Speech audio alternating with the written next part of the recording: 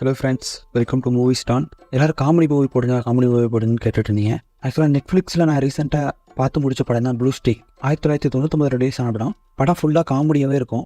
வேற லெவலான ஒரு கான்செப்ட்னே சொல்லலாம். படத்தோட கதை சுருக்கம் என்ன அப்படின்னா, நம்ம ஹீரோ லைஃப்பில் செட்டில் ஆகிறதுக்காக 100 கோடி ரூபா மதிப்புள்ள ஒரு வைரத்தை திருடுறாரு. திருட போன இடத்துல சிலர் பண்ண தப்பால் போலீஸ்க்கு மாட்டிக்கிறாரு. இவர் மாட்டிக்கும் போது பில்டிங்கோட ஒரு கன்ஸ்ட்ரக்ஷன் பண்ணிக்கிட்டு இருக்க ஏசி வென்றுக்குள்ள மறைச்சி வச்சிடறாரு. அதுக்கப்புறம் இவரை தேடி போலீஸ் அப்படியே அரெஸ்ட் பண்ணிடுறாங்க. அதுக்கப்புறம் ஜெயில் தண்டனை முடிஞ்சு 2 வருஷம் கழிச்சு போய் பார்க்கும்போது அந்த இடம் போலீஸ் ஸ்டேஷனாக இருக்குது. இப்போது படத்தோட மொத்த ஸ்டோரியுமே அவர் எப்படி கஷ்டப்பட்டு அந்த வைரத்தை எடுக்கிறாரு, மற்ற போலீஸ்காரங்களை டைவெர்ட் பண்ணி அந்த வைரம் அவர் கைக்கு எப்படி கிடைக்குது அப்படின்றத நல்ல ஒரு காமெடியாக செம்மையாக எக்ஸ்பிளைன் பண்ணியிருப்பாங்க. படத்தில் ஆக்ட் பண்ண நம்ம ஹீரோவும் ஆக்டிங்கு பஞ்சமேலாம் நடிச்சிருக்காரு. சரி, ஓகே, வழக்கம் போல் ஓவராக பேசாமல் மூவி ரிவ்யூக்குள்ளே போயிடலாம். இது உங்கள் மூவி ஸ்டான். சின்னதாக ஒரு சப்ஸ்கிரைப் லைக் பண்ணிங்கன்னா எனக்கு கொஞ்சம் சந்தோஷமாக இருக்கும். சரி வாங்க, படத்தோட ஸ்டார்டிங்லேயே நம்ம ஹீரோ கொள்ளையடிக்கிறதுக்கான எல்லா பிளானையும் பண்ணிக்கிட்டு பில்டிங்க்கு மேலே போய் வெயிட் பண்ணி ரோப்பெல்லாம் கட்டி ரெடி பண்ணிகிட்டு இருக்காங்க. அதுக்கப்புறம் இவன் தான் இந்த படத்தோட வேலை. இந்த வேலை சைடில் போயிட்டு இருக்கவே நம்ம ஹீரோ என்னடா பண்ணுற அப்படின்ற மாதிரி அவரோட ஃப்ரெண்டுக்கு பேசுகிறாரு. ஆனால் நான் காரில் தான் வெயிட் பண்ணிட்டு இருக்கேன், கவனிச்சுட்டு இருக்கேன் அப்படின்றான். போய் சொல்லாத, நீ கவனிச்சுட்டு தானே இருக்க அப்படின்னு சொல்லி அவனோட வாய்ஸை வச்சு அவர் கெஸ் பண்ணிடுறாரு. அதுக்கப்புறம் அவர் கண்டுபிடிச்சாரு அப்படின்றத தெரிஞ்சு தம்ம தூக்கி போகிறாரு. ஒழுங்காக வேலையை பாரு அப்படின்னு சொல்லிட்டு நம்ம ஹீரோ அங்கே ரோப் ரெடி பண்ணிகிட்டு இருக்க அந்த இடத்துக்கு வராரு. அவரும் அங்கே வந்து பார்த்தா எல்லாத்தையும் செட் பண்ணி முடிச்சுட்டு அவன் எச்சிட்டு போகிற மேலே இருந்து என்ன கருமண்டா இது அப்படின்னு சொல்லி கேட்குறாரு. இது எல்லா டைம் நான் பண்ணுவேன், எனக்கு இதில் ஒரு லக் இருக்குது அப்படின்னு சொல்கிறான். சப்போஸ் தப்பி தவறி நான் மட்டும் அதில் காணி வச்சிடக்கூடாது அப்படின்னு சொல்லி பேசிக்கிட்டு தான் உள்ளே போகிறாரு. அதுக்கப்புறம் உள்ளே போய் நைஸாக செக்யூரிட்டி சிஸ்டத்தை கன்ஃபியூஸ் பண்ணி எப்படியோ ஃபுல்லாக இவங்க ஆக்சஸ் எடுத்து ஒவ்வொரு ரூமாக தாண்டி போக ஆரம்பிக்கிறாங்க. கடைசியாக நம்ம ஹீரோ அந்த டைமண்ட் இருக்க அந்த வால்ட்டை ஓப்பன் பண்ணிடுறாரு. அந்த வைரத்தை எடுக்க உள்ளே போகிறதுக்குள்ளேயே அவங்க டீமில் இருந்த ஒரு ஆள் அவன் மொத்த வைரத்தையும் எடுத்துக்க பிளான் பண்ணி நம்ம ஹீரோ கூட வந்தவனை போட்டு தள்ளிடுறாரு. அவன் நேராக கீழே நின்று இருந்த போலீஸ்கார் மேலே போய் விழுந்து இறந்துடுறான். அதுக்கப்புறமா பின்னாடியே நம்ம ஹீரோவும் அந்த ரோப் வழியாக மேலே வராரு. இவங்க இந்த மாதிரி பண்ணிட்டு இருக்க அந்த டைம்லேயே அதுக்கப்புறம் போலீஸ் ஃபுல்லாக ரவுண்ட் அடிக்க ஆரம்பிச்சிடுறாங்க. அதுக்கப்புறம் தட்டி தரு மாதிரி எப்படியும் நம்ம ஹீரோ மேலே போய் நிற்கிற டைமில் அவன் கன் பாயிண்டில் மிரட்டுறான், வைரம் எங்க அப்படின்னு சொல்லிட்டு. இவங்க பேசிகிட்டு இருக்கோம்லே போலீஸ் ஹெலிகாப்டரில் இவங்க ரவுண்ட் அவுட் பண்ணுது. அந்த டிஸ்ட்ராக்ஷனை யூஸ் பண்ணி பக்கத்தில் கன்ஸ்ட்ரக்ட் ஆகிட்டு இருக்க அந்த பில்டிங்க்கு இவன் அப்படியே மூவ் ஆகி போயிடுறான். பின்னாடி நம்ம ஹீரோவும் என்ன பண்ணுறதுன்னு தெரியாமல் அதே ரோப்பில் பின்னாடி வராரு. ஆனால் பாதி வெளியில் அறுத்து விட்டுறாங்க. அதனால் அவர் சம்மந்தமே இல்லாமல் ஒரு 3rd ஃப்ளோரில் போய் விழுந்துட்டாரு. அதுக்கப்புறம் போலீஸ் ஸ்டாக் வருது. அதனால் பயந்துட்டு ஏசிக்குள்ளே போன அவர் அங்கேயே ஒரு டேப்பை போட்டு ஒட்டிச்சிட்டு வந்துடுறாரு. அதுக்கப்புறம் இவர் அரெஸ்ட் பண்ணுறாங்க. 2 வருஷம் ஜெயில் தண்டனை முடிஞ்சு ரிலீஸ் ஆகிற டைமில் எங்கே ஷூலேஸை காணோம் அப்படின்னு சொல்லி போலீஸ்கிட்ட போய் கேட்குறாரு. நீங்கள் கொஞ்ச நேரம் நினைனா உன்னை மறுபடியும் பிடிச்சி உள்ளே தூக்கி போட்டுருவேன், ஒழுங்காக ஓடிடு அப்படின்னு சொல்லி போலீஸ்காரர் வேறப்பா மிரட்டாரு. அப்புறம் நான் சும்மா ஜாப் பண்ணேன் அப்படின்னு சொல்லிட்டு அப்படி வெளியே போகிறாரு. போன உடனே ரொம்ப சந்தோஷமாக உள்ள அப்போ தான் அரெஸ்ட் ஆகி வந்துட்டு இருக்க கைதிகளை போது நான் ரிலீஸ் ஆகிட்டேன் அப்படின்னு சொல்லி விருப்பத்துற மாதிரி கத்துறாரு. அவனுங்களும் ஒரு மாதிரி பார்த்துட்டு போகிறாங்க. ஜெயிலேருந்து ரிலீஸ் ஆகிட்டமே அப்படின்னு சொல்லிட்டு அவரோட கேர்ள் ஃப்ரெண்டை பார்க்க போகிறாரு. போய் பார்த்த உடனே என்னம்மா நான் இல்லாத நேரத்தில் நல்லா சாப்பிட்டு குண்டாயிட்ட போல அப்படின்றாரு. அதுக்கப்புறம் உள்ளேருந்து அவங்க கேர்ள் ஃப்ரெண்ட் வராங்க. நீ பேங்க் ஜாப் தானே போகிறேன்னு சொன்னேன், இப்படி திருடனான்னு நான் எதிர்பார்க்கவே இல்லை, நீ சொல்கிறதே நம்பி இவ்வளோ நாள் உன்னை லவ் பண்ணிட்டு இருக்க பாரு அப்படின்னு சொல்லிட்டு ஒழுங்காக வெளியே போ அப்படின்னு சொல்லி துரத்தி விட்றாங்க. அதுக்கப்புறம் அவரும் கொஞ்சம் கெஞ்சி பேசி பார்க்குறாரு. ஒழுங்காக ஓடின்ற மாதிரி திட்டி அனுப்பிச்சி விட்றாங்க. அதுக்கப்புறம் சரி ஓகே அப்படின்னு சொல்லி அவர் வச்சு அந்த வைரத்தை தேடி நேராக போகிறாரு. அங்கே போய் பார்த்தா இந்த இடம் போலீஸ் ஸ்டேஷனாக இருக்குது. எல்லாருக்கும் ஒரு அக்சஸ் கார்டு இருக்குது, அதை வச்சு மட்டும்தான் உள்ளே போகிற மாதிரி இருக்குது. அதுக்கப்புறம் பீஸா பாய்ஸை அடிக்கடி வந்துட்டு போகிறத பார்க்குறாரு. அதுக்கப்புறம் உடனே இவருக்கு மனையில் பல்ப் எரிஞ்சு பீஸா பாய் மாதிரி வேஷம் போட்டு இங்கே வராரு. நான் வந்து பீஸா மேலே டெலிவரி பண்ண போகணும், அது 3rd ஃப்ளோருக்கு தான் போகணும் அப்படின்றாரு. இல்லை நீங்கள் வைங்க, யார் என்னன்னு சொல்லுங்கள், நாங்கள் கூப்பிட்டு நாங்களே எடுத்துக்கிறோம் அப்படின்னு சொல்லி அந்த ரிசப்ஷனில் இருக்க போலீஸ்காரர் சொல்கிறாரு. இல்லை போன தடவை 3 பீஸா மிஸ் ஆயிடுச்சு, நீங்கள் இந்த மாதிரிலாம் பண்ணுறதுக்கு அலோவ் பண்ண முடியாது அப்படி இப்படின்னு பேசி கரெக்ட் பண்ணி பேசிக்கிட்டு இருக்காரு. ஆனால் அவங்க ஒத்துக்கவே இல்லை. அதுக்கப்புறம் பக்கத்தில் இருக்க இன்னொரு டிடெக்டிவ் ஆஃபீஸர் ஒருத்தர் இருக்காரு. அவர்கிட்ட இதை பத்திரமா கொடுத்துரு அப்படின்னு சொல்லி ஒரு பேரை சொல்லி கொடுத்துட்டு போகிற போக்கிலேயே அவரோட அக்சஸ் கார்டு அடிச்சிடறாரு.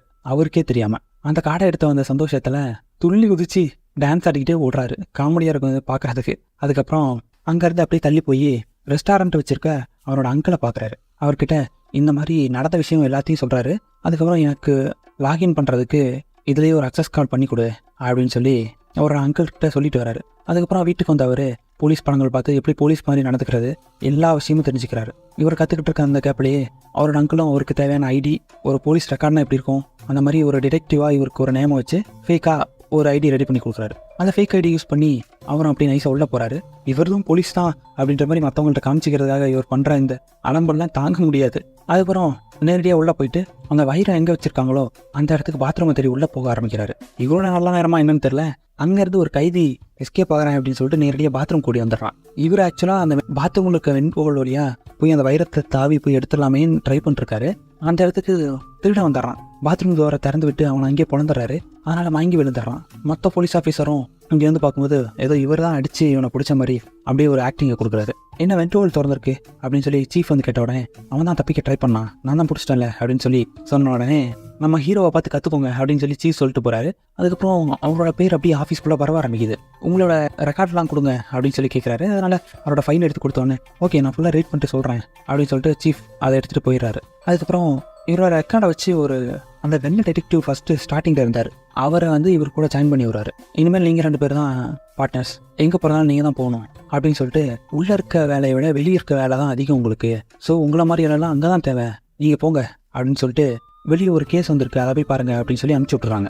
நேரடியாக அந்த கம்ப்ளைண்ட் கொடுத்த இடத்துக்கு போய் பார்த்தா ஐயா என் ஷோரூமோட கண்ணாடியெல்லாம் உடச்சி கலந்துட்டு போயிட்டீங்க அப்படின்னு பேசிக்கிட்டு இருக்கான். அங்கே போனால் அந்த ஒயிட் டிடெக்டிவ் ஏதோ ஸ்டூடெண்ட்ஸ் கிளாஸ்க்கு நோட் எடுக்கிற மாதிரி எடுத்துகிட்டு இருக்காரு. நம்ம ஹீரோ தான் பக்கா கிரிமினல் ஆச்சு. போன உடனே அங்கே இருந்த டயர் மார்க்கு, கண்ணாடி உடஞ்சிருக்கு விதம், இந்த மாதிரி 4-5 விதத்தை பார்த்து டயர் எங்கேயோ இங்கே தானே இருக்கணும் அப்படின்னு சொல்லி அந்த ட்ரக்கை ஓப்பன் பண்ணு அப்படின்னு சொன்ன உடனே மாட்டிக்கிறாரு. இந்த ஆள் ஆக்சுவலாக இன்சூரன்ஸை கவர் பண்ண தான் இந்த வேலையை பார்த்துருக்கான். அதை எப்படியும் நம்ம ஹீரோ கண்டுபிடிச்சிடறாரு. அதுக்கப்புறம் இந்த ஆள் மேலேயே ஒரு கேஸாக போடுவோம் அப்படின்னு சொல்லி நம்ம ஒயிட் டிடெக்டிவ் சொன்ன உடனே இவர் நைஸாக கூப்பிட்டு போய் யோ ஒழுங்காக இருந்துக்கணும், இந்த மாதிரி இனிமேல் பண்ண குரலையை கடிச்சிடுவேன் அப்படின்னு சொல்லி மிரட்டிட்டு போகிறாரு. 2 பேரும் சேர்ந்து கிளம்பலாமே அப்படின்னு சொல்லி பார்க்கும்போது காரை நான் ஓட்டுறேன் அப்படின்னு சொல்லி நம்ம ஹீரோ போலீஸ் ஐரனை வேறு யூஸ் பண்ணிட்டு பயங்கரமாக மெயின் ரோட்டில் போகிறாரு. ஆக்சுவலாக இப்போ யாரும் அவரை கேட்கவும் முடியாது, அதனால் நல்லா ஜாலியாக இருக்காரு. அதுக்கப்புறம் ஒரு கடையில் நின்று ஜூஸ் குடிக்க போன அவர் சிப்ஸ் எல்லாம் எடுத்து சாப்பிட்டுட்டு இருக்காரு. அந்த டைமில் ஒரு திருடன் கடையில் கொள்ளையடிக்காததாக கண்ணை காட்டி கரகடை மாட்டிட்டு இருக்கான். இவர் என்ன நடந்தால் நமக்கு என்ன அப்படின்ற மாதிரி ஜாலியாக வந்து சிப்ஸை சாப்பிட்டுட்டு இருக்காரு. அதுக்கப்புறம் அந்த ஒயிட் டிடெக்டிவ் ஏதோ கன் ஷாட் கேட்குது அப்படின்னு சொல்லிட்டு உள்ளே வந்து எட்டி பார்க்கறதுக்கு பார்க்குறாரு. ஆனால் உள்ளே வர முடியல. அதுக்கப்புறம் யாரா அந்த திருடன் அப்படின்னு சொல்லி பார்த்தா இவரோட அந்த தோஸ்து தான். நீடா ஏன்டா இப்போ பண்ணுற, ஒழுங்க ஓடிடு அப்படின்னு சொல்லி பேக் டோர் ஓப்பன் பண்ணி விடுறாரு. அவன் போகாமல் திரும்ப திரும்ப இங்கே மாட்டிக்கிறான். அதுக்கப்புறம் பின்னாடி வந்த அந்த ஒயிட் டிடெக்டிவ் இவனை ஷூட் பண்ணுறது ட்ரை பண்ணுறாரு. ஆனால் அந்த கேப்பில் இவர் ஓடிறாரு. என்னமோ இவர் அவரை துரத்தி பிடிக்கிறதுக்கு போகிற மாதிரியும் அவன் தப்பிச்சு ஓடுற மாதிரியும் 2 பேரும் ஆக்டிங்கை கொடுத்து ஓடிக்கிட்டு இருக்காங்க. போகிற வழியில் ஒரு முட்டு சந்து. அந்த கேப்பில் இந்த ஒயிட் கலர் டிடெக்டிவ் மொத்த போலீஸ்க்கு இன்ஃபார்ம் பண்ணிடுறான். மொத்த போலீஸ் டைம் இங்கே வந்துடுது. அதுக்கப்புறம் நம்ம ஹீரோ நான் வந்துட்டு போய் டீலிங் பேசிட்டு வரேன் அப்படின்னு சொல்லிட்டு ஒரு ஆக்டிங்கை போட்டு அவர் ஃப்ரெண்டுக்கிட்ட போன உடனே ஒழுங்காக அரெஸ்ட் ஆகிற மாதிரி ஆயிடுறா, இது நானே மாட்டிக்கிட்டு தான் இருக்கேன், நாம் அடிக்கிறத ட்ரை பண்ண அந்த 100 கோடி உயரம் போலீஸ் ஸ்டேஷனில் தான் இருக்குது, அதை எடுக்கிற வரைக்கும் எப்படியா சமாளி, நம்ம 2 பேர் ஜாலியாக செட்டில் ஆயிடும் அப்படின்னு சொல்லி அவனை கன்வின்ஸ் பண்ணிட்டாரு. அதுக்கப்புறம் அவனும் ஓகே அப்படின்ற மாதிரி சொல்லி அவன்கிட்ட கண்ணை பிடுங்குற மாதிரி பிடுங்கி ஆக்டிங்கை போட்டு அரெஸ்ட் பண்ணிடுறாரு. அதுக்கப்புறம் இவரோட பேர் ஆஃபீஸை தாண்டி அந்த டிபார்ட்மெண்ட் ஃபுல்லாக பயங்கரமாக பரவுது. நல்ல பேரும் எடுத்துகிட்டு இருக்காரு. இவருக்கு சீஃப் டிடெக்டிவ் அப்படின்ற பதவி வேறு கொடுக்குறாங்க. அதுக்கப்புறம் அப்படியே வெளியே வந்த அவர் அங்கே க்ளீன் பண்ணிட்டு இருக்க ஒரு வண்டி எடுத்து அந்த வெண்ட் ஹோல் வழியாக அப்படியே உள்ள நகர்ந்து போயிட்டு இருக்காரு. ஒவ்வொரு ரூமில் ஒவ்வொரு கண்ட்ராக்ட் நடக்குது. எல்லாத்தையும் பார்த்துட்டு போகிறாரு. போகிற வழியில் அவரோட சீனியர் ஆஃபீஸர் ஒருத்தர் அவருக்கு அரிப்பு இருக்கும் போல் அதை எடுத்து கண்ட இடத்துல மருந்தை போட்டு தடவிட்டு இருக்காரு. அதெல்லாம் பார்த்துட்டு சே கருமம் அப்படின்னு சொல்லிட்டு அப்படியே தாண்டி போகிறாரு. அங்கே பார்த்தா அவர் வயிறை வச்சா அந்த இடம் இருக்குது, ஆனால் அந்த வைரம் மிஸ் ஆகிடுச்சு. எனக்கு தெரிஞ்சு இந்த வைரம் அந்த கார்னரில் போயிருக்க வாய்ப்பு இருக்குது அப்படின்னு சொல்லிட்டு அப்படியே போகலாமே அப்படின்னு சொல்லி வெளியே வராரு. வந்த உடனே அவரோட ஹையர் ஆஃபீஸர் தான் வாங்க அப்படின்னு சொல்லி கையை கொடுக்குறாரு. அதுக்கப்புறம் இல்லை வேணாயா அப்படின்னு சொல்லிட்டு அப்படியே கட்டி பிடிச்சிட்டு வரேன் அப்படின்னு சொல்லிட்டு அப்படியே வெளியே வராரு. அதுக்கப்புறம் இந்த படத்தோட வில்லன் அதான் ஸ்டார்டிங்கில் எல்லாரையும் கொலாப்ஸ் பண்ணி இவனே எல்லாத்தையும் திருடிட்டு போகலான்னு நினச்சானே அவன் வந்து நம்ம ஹீரோட அங்கிளை பிடிச்சிடறான். அதுக்கப்புறம் அவர்கிட்ட இருந்து இப்போ நடந்துட்டு இருக்க எல்லா உண்மையும் கேட்டு வாங்கிடுறான். அதுக்கப்புறம் நம்ம ஹீரோ போலீஸாக இருக்கிறத தெரிஞ்சுக்கிட்டு அப்படியே போகிறான். அதுக்கப்புறம் நம்ம ஹீரோ கொஞ்சம் டெக்னாலஜிலாம் தெரிஞ்சுக்கிட்டு ரோபோட்டிக் காரை வச்சு எங்கே இருக்குது அப்படின்னு சொல்லி அப்படியே கேமரா வழியாக பார்த்துக்கிட்டு நடந்து போகிறாரு. ரியாலிட்டியில் எங்கே போகிறோம் அப்படின்றதெல்லாம் அவளுக்கு தெரில. அவர் பாட்டுக்கு போயிட்டுருக்காரு. அதுக்கப்புறம் இவர் பேசிக்கிட்டே ஒரு பெரிய மீட்டிங் நடக்கிற ஹால்குள்ளே வந்துடுறாரு. வந்த உடனே இவர்கிட்ட பயங்கரமாக கொஸ்டின்லாம் கேட்கப்படுது. எல்லா கொஸ்டினுக்கும் சேர்ந்த மாதிரி ஒரு பதிலை சொல்லி அங்கேயும் நல்ல பேர் வாங்கிறாரு. அவரோட சீஃபே இவரை பார்த்து கற்றுக்கிற மாதிரி பேசுகிறாரு. அங்கே இருக்க எல்லாருக்கிட்டையும் கைத்தட்டையும் வாங்குறாரு. அதுக்கப்புறம் அவரோட சீஃப் ஆஃபீஸர் சொல்கிறாரு நீ அரெஸ்ட் பண்ணி ஒருத்தனை அவனை போய் விசாரிச்சு உண்மை வாங்க அப்படின்ட்டாரு. அதுக்கப்புறம் நம்ம ஹீரோ அந்த விசாரணை பண்ணுறதுக்காக வெயிட் பண்ணிட்டு இருக்க நம்ம ஹீரோட ஃப்ரெண்டை போய் பார்த்துட்டு 2 பேரும் பேசுகிறாங்க. அதுக்கப்புறம் 2 பேரும் பேசிகிட்டு இருக்க டைமில் வாக்குவாதம் ஆயிடுது. நான் உன்னை நீ யாருன்னு சொல்லி மாட்டி விட போகிறேன் அப்படின்னு சொல்லி அவன் ஃப்ரெண்டை சொன்ன உடனே போட்டு பயங்கரமாக அடின்னு அடிக்கிறாரு. அவர் கையும் கட்டப்பட்டிருக்கு. அதனால் அவராலையும் திருப்பி அடிக்க முடியாது. ஏன்னா ஃப்ரெண்டு தான் அடிக்கலாம், ஆனால் இப்போ அடிக்க முடியாது. அதுக்கப்புறம் இதை பார்த்த உடனே வெளியே இருந்த நம்ம டிடெக்டிவ் அதுக்கப்புறம் அங்கே இருந்த ஒரு லேடி லாயர் அவங்க இந்த மாதிரிலாம் அடிக்கக்கூடாது, நண்பனாக நடந்துக்கணும் அப்படின்னு சொல்லி பேசிக்கிட்டு இருக்காங்க. இருந்தாலும் இவரை மாதிரி ஒரு ஆஃபீஸர் ஆகணும், எவ்வளோ ஸ்ட்ரிக்டாக நடந்துக்கிறாரு பாரு அப்படிங்களா அவனுக்கு இன்னும் புலம்பி தள்ளிக்கிட்டு இருக்கானுங்க. அதுக்கப்புறம் ஒரு வழியாக 2 பேரும் சமாதானப்படுத்தி வெளியே வராங்க. அதுக்கப்புறம் நம்ம ஹீரோக்கு வைரம் எங்கே இருக்குது, எந்த இடத்துல நேராக இருக்குன்னு தெரிஞ்சு போச்சு. அந்த வைரத்தை எடுக்க பிளான் பண்ணிகிட்டு இருக்காரு. அதுக்கப்புறம் அந்த இடத்துக்கு டக்குன்னு நம்ம ஒயிட் டிடெக்டிவ் வராரு. அதனால் ஒன்றும் தெரியாத மாதிரி நான் மேலே ஏர் வெட்டை சரி பண்ணிருக்கேன் அப்படின்னு சொல்லி சமாளிக்கிறாரு. உங்களை எல்லா இடத்துலையும் தேடி பார்த்தேன், உங்களோட ரெக்கார்ட்ஸ் எங்கேயுமே இல்லையே அப்படின்னு சொல்லி ஒயிட் டிடெக்டிவ் நம்ம ஹீரோட்ட கேட்ட உடனே, நான் ஒரு சீக்ரெட் ஏஜென்ட், நம்ம டிபார்ட்மெண்ட்டில் இருக்க நிறையா பேர் தப்பு பண்ணியிருக்காங்கன்னு தெரியுது, அவங்கள பிடிக்கிறதுக்காக வந்திருக்கேன் அப்படின்னு சொல்லி அவரையே மோட்டிவேட் பண்ணுற மாதிரி பேசி மறுபடியும் மண்டை கழுவுறாரு. இதையெல்லாம் நம்பிட்டு இருக்கான் அந்த ஒயிட் டிடெக்டிவ். அதுக்கப்புறம் அங்கேருந்து வெளியே நடந்து வந்துட்டு இருக்காரு. அவரோட வேகமாக வந்து ஒரு பெரிய கேஸ் இருக்குது, அதை நீ தான் பார்க்கணும் அப்படின்னு சொல்லி அப்படியே வெளியே கூட்டிட்டு போகிறாரு. ஆனால் நம்ம ஹீரோ வைரம் பக்கத்தில் இருக்குது தெரியுது, ஆனால் கையில் எடுக்க முடியலையே அப்படின்னு சொல்லி கடுப்புலேயே தான் அங்கே போகிறாரு. அங்கே போய் பார்த்தா ஸ்மக்லிங் பண்ணிருக்காங்க, நான் எல்லாத்தையும் சீஸ் பண்ணுறோம் அப்படின்னு சொல்லி FBI ஆஃபீஸர் ஒருத்தன் வந்து கொஞ்சம் திமிராகவே பேசிக்கிட்டு இருக்கான். எங்க ஃபைல்ஸ்லாம் நான் பார்க்கணும். நம்ம ஹீரோ வாங்குறாரு. ஆனால் இன்னைக்கெல்லாம் ஒரு ஆளுன்ற மாதிரி ரெக்கார்ட்ஸை கொடுங்க, நீங்கள் நீங்கள் என்ன நடக்குதுன்னு பாருங்க அப்படின்ற மாதிரி கொஞ்சம் ஓவராக பேசிட்டு இருக்கான். அதுக்கப்புறம் நம்ம ஹீரோ கடுப்பாயிருது. 2 பேரும் மாற்றி சண்டை போட்டுக்கிறாங்க. ஏன்னா FBIக்கு தான் பவர் அதிகம். ஸோ அதனால் நீங்கள் கிளம்புங்க அப்படின்னு சொல்லிடுறாங்க. காரில் போயிட்டு இருக்கும்போது நம்ம ஹீரோக்கு ஒரு விஷயம் ஸ்ட்ரைக் அவுட் ஆகுது. இவனுக்கு கண்டிப்பாக ஸ்மக்லிங் பண்ணல, இங்கே நம்மளை டைவர்ட் பண்ணி விட்டுட்டு போதைப்பொருள் தான் கத்திட்டு இருக்காங்க அப்படின்னு சொல்லி அங்கே பார்த்த விஷயத்தை வச்சு அது எந்த காரில் இருக்கும் அப்படின்றத கன்ஃபார்மே பண்ணிடுறாரு. அதுக்கப்புறம் இவங்க போயிட்டுருக்க டைம்லேயே போலீஸ் ஹெலிகாப்டர் தகவல் கொடுத்து ஒரு சொல்கிறேன் அந்த வண்டி போயிட்டுருக்கா அப்படின்னு சொல்லி பார்க்க சொல்கிறாங்க. கரெக்டாக அந்த லொக்கேஷனை கண்டுபிடிச்சிங்கலாம் போய் செக் பண்ணால் அதில் கன்னோட நிறைய பேர் இருக்காங்க. அப்படியே போலீஸ் அரெஸ்ட் பண்ணி குண்டு கட்டாக தூக்கிறாங்க. அதில் இருந்து டிரைவர் மட்டும் ஒருத்தன் தப்பிச்சு ஓடுறான். அவனை துரத்திட்டு போய் நம்ம ஹீரோ பிடிக்கிறாரு. நம்ம ஹீரோ அரெஸ்ட் பண்ணதுனால இவருக்கு மறுபடியும் பேர் அதிகமாக்கிட்டே போகுது. அதுக்கப்புறம் வழக்கம் போல் இவனோட குரல் வித்தையெல்லாம் உள்ளே போய் காட்டிக்கிட்டு இருக்காரு. என்ன ஆளுயா இவன் அப்படின்னு சொல்லி மற்ற ஆஃபீஸர்லாம் புகழ்ந்து பேசுகிற அளவுக்கு இவர் பர்ஃபார்மன்ஸை போட்டு விடுறாரு. அதுக்கப்புறம் ஒரு வழியாக இவரால் கொண்டு வரப்பட்ட அந்த ட்ரக்ஸ் எல்லாம் அங்கே இருக்குது, அந்த ட்ரக்ஸை நான் பார்க்கணும் அப்படின்னு சொல்லி அந்த ரூமுக்கு பர்மிஷன் வாங்கி எப்படியோ அந்த வைரத்தை எடுக்கிறாரு. இவர் எடுத்துகிட்டு இருக்க இதே டைம்லேயே அந்த சீஃபும் உள்ளே வந்துடுறாரு. அதனால் பதட்டத்தில் அந்த வைரத்துக்குள்ளேயே அதை போட்டுறாரு. அதுக்கப்புறம் சீஃப்கிட்ட சொல்ல முடியும் இந்த மாதிரி வைரம் இருக்குது அப்படின்னு சொல்லிட்டு இதெல்லாம் என்ன பண்ணலாம் அப்படின்னு சொல்லி யோசிச்சுட்டு இருந்தேன் அப்படின்னு சொல்லி சமாளிக்கிறாரு. அதுக்கப்புறம் FBI ஆளுங்கள்லாம் இந்த ட்ரக்கை எடுத்துகிட்டு போகிறதுக்கு வந்திருக்காங்க அப்படின்னு சொல்லி கூப்பிட்டு போய் இன்ட்ரடியூஸ் பண்ணி வைக்கிறாரு. அப்பயும் அந்த FBI ஆஃபீஸர் கொஞ்சம் திமிராக தான் பேசுகிறாங்க. இருந்தாலும் இவரோட திறமைக்கு மரியாதை கொடுக்குறேன் அப்படின்னு கொஞ்சம் இறங்கி வர மாதிரி தெரியுது. அதுக்கப்புறம் நம்ம ஹீரோ அவரோட ஃப்ரெண்டை கூப்பிட்டு தனியாக பேசுகிறாரு. அதுக்கப்புறம் எப்படியும் நம்ம ஹீரோ அவரோட ஃப்ரெண்டை தப்பிக்க வச்சுறாரு அங்கேருந்து. இவங்க என்ன பிளான் பண்ணுறாங்க அப்படின்னா, FBI என்ன பிளான் பண்ணுறாங்கன்னா, இதை கடத்தின மொத்த டீமும் நம்ம பிடிக்கணும். ஸோ அதனால் நீங்கள் வந்து ஒரு கிரிமினல் மாதிரி ஆக்ட் பண்ணுங்க அப்படின்றாரு. நான் ஆல்ரெடி கிரிமினல் தான் அப்படின்னு மனசில் நினைக்கிறாரு. மைக்கெல்லாம் செட் பண்ணி அந்த ஒரிஜினல் டிரைவரையும் இவரையும் சேர்த்து அனுப்பிச்சி விட்றாங்க. ஏன்னா அந்த டிரைவருக்கு தான் வழி தெரியும். ஸோ அதனால் 2 பேரும் சந்தேகம் இல்லாமல் மொத்தமாக போகலாமே அப்படின்னு சொல்லி போகிறாங்க. நம்ம ஹீரோக்கு என்னென்னா, அந்த ட்ரக்ஸ்க்கு நடுவில் தான் அவரோட டைமண்ட் இருக்குது. ஸோ அதை எப்படியாவது எடுக்கணும் அப்படின்ட்டு அந்த குடோனுக்கு போய் நின்ன உடனே அவர் செக் பண்ணுற பேரில் நேராக அந்த வண்டி கதை ஓப்பன் பண்ணி உள்ளே போய் டைமண்டை எடுத்துடுறாரு. அந்த டோரை க்ளோஸ் பண்ணுறதுக்குள்ளேயே அவரோட ஃப்ரெண்டும் எப்படியோ அதே இடத்துக்கு வராரு. நீ இதுக்கா இங்கே வந்த அப்படின்னு சொல்லி 2 பேரும் பேசிகிட்டு இருக்க டைமில் எனக்கு அதில் பங்கு வேணும், உன்ட்ட இருக்குது தானே அப்படின்னு சொல்லி இவனும் பேசிகிட்டு இருக்காரு. ஆனால் இவர்கிட்ட இருந்த அந்த மைக்கில் வேலை செய்யாமல் போகுது. அதான் டைமண்ட் கிடச்சிருச்சு கம்பெனிரு அப்படின்னு சொல்லி சமாதானப்படுத்துறாரு. சரி கரெக்டாக டோரை ஓப்பன் பண்ணலாமே பண்ண உடனே வில்ல வந்துடுறான். அதுக்கப்புறம் கன் பாயிண்டில் 2 பேரையும் மிரட்டி அந்த டைமண்டை அவன்கிட்ட வாங்கிடுறான். அதுக்கப்புறம் இவங்க பேசிகிட்டு இருக்க டைம்லேயே அந்த ட்ரக்கை ஒரு கிரேன் மூலியமாக தூக்கி ஒரு பக்கத்துலேருந்து அடுத்த பக்கத்துக்கு கொண்டு போய் சேர்க்குறாங்க. இந்த ட்ரக்கை கடத்தின அந்த மாஃபியா கும்பலோட தலைவனை வந்து சேர்றான். அதுக்கப்புறம் மாற்றி சண்டை போட்டுக்கிறாங்க.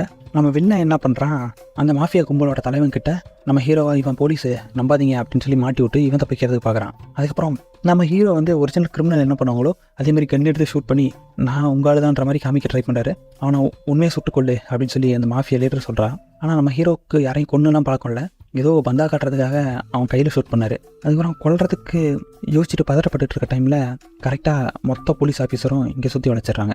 பயங்கரமாக ஃபயர் ஆகுது.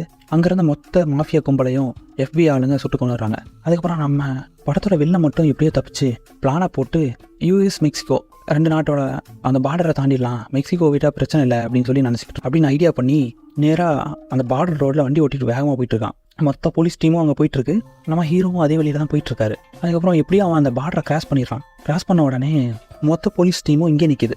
ஏன்னா எங்களுக்கு இது வரைக்கும் தான் பர்மிஷன் இருக்குது, அதுக்கு மேலே நாங்கள் உள்ள போக மாட்டோம் அப்படின்னு சொல்லி மொத்த பேரும் ஒதுங்குறானுங்க. நம்ம ஹீரோவுக்கு அந்த மாதிரி சும்மா இருக்க முடியாது. அதனால் அவரே களத்தில் இறங்கி நேரடியாக கார் எடுத்துகிட்டு பின்னாடி போகிறாரு. ஏன்னா அவரோட 100 கோடி ரூபாயும் அவன்கிட்ட தான் போயிட்டுருக்கு. அதுக்கப்புறம் நேரடியாக அவன் பக்கத்தில் போய் எப்படியோ அடித்து சண்டை போட்டு அவனை கன் பாயிண்டில் பிடிக்கிறாரு.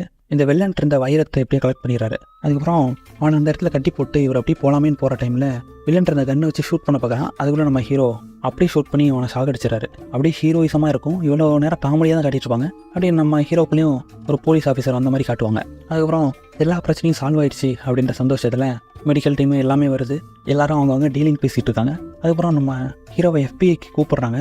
இல்லை என்னால் வர முடியாது, எனக்கு இந்த போலீஸ் டீம் தான் வேணும் அப்படி இப்படின்னு சொல்லி நெஞ்சு நக்கிற மாதிரி பேசிக்கிட்டு இருக்காரு. அதுக்கப்புறம் சரி உங்கள் இஷ்டம் அப்படின்ற மாதிரி சொல்லிட்டு அந்த திமிரா பேசக்கூடிய எஃபிஐ ஆஃபீஸர் அவரும் கிளம்பிடுறாரு. அதுக்கப்புறம் இவங்க டீமெல்லாம் வந்து நீ இதை எப்படி பண்ண, நீ பெரிய ஆள் தான் அப்படி இப்படின்னு சொல்லி இவரை புகை தள்ளிக்கிட்டு இருக்காங்க. அதுக்கப்புறம் ஒரு வழியாக அந்த ஒயிட் டிடெக்டிவும் அவர் கூட இருந்த அந்த ஆளும் 2 பேரும் உண்மையாக கண்டுபிடிச்சிடுறாங்க. இவரோட பழைய ரெக்கார்ட்ஸ் எல்லாம் எடுத்து ரீட் பண்ணி இவர் ஒரிஜினலாக போலீஸ் ஆஃபீஸரே கிடையாது அப்படின்ட்டு இவர்கிட்டே சொல்கிறாங்க.